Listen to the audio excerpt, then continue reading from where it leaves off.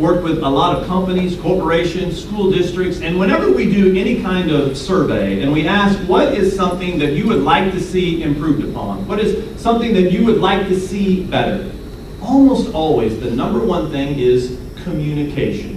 That's the thing that almost everyone says they would like more of. Now that doesn't mean in any way, shape, or form that it is bad. Not at all.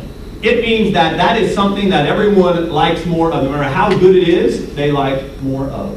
And I've definitely found over the last 4 or 5 years that people are starving for, students, coworkers, families, friends, for positive verbal, now there's the dinosaur, verbal communication. Now I know in 2015, working with high school people myself, this verbal communication is like, we don't need that. You know, I mean, there's a lot of them that think that we have the Facebook, we have internet, we have Twitter, we have so many other things, text messaging, that this verbal communication, it is a dinosaur. But it is still in high demand. There are people that still are starving for it. And when the supply is low and the demand is high, that makes the value great. And there is no doubt about it that when people hear verbal communication, it is positive, it is monumental. But it gets better results. There's no doubt about it. I mean, if you want someone to do something, or you want someone to give something, or you want to have an interaction with somebody, doing it in a verbal way will always get you better results than anything that you send in an email or a text message or even write in a card.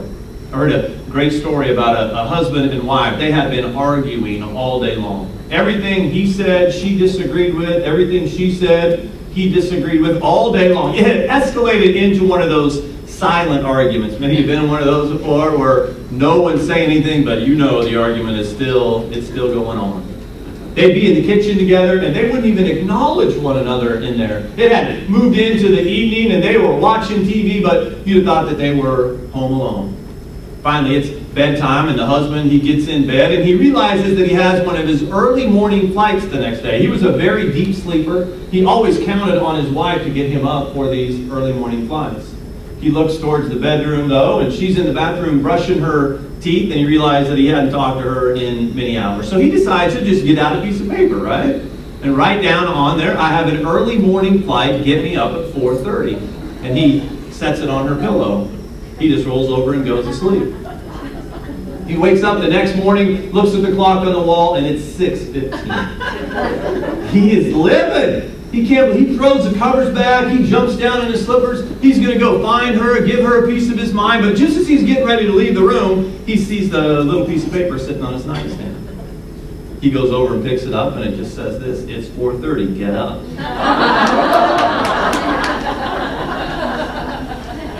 I guarantee you that the spoken word of communication, for one, people are starving for it. It has such a major mental impact. But it always gets you better results.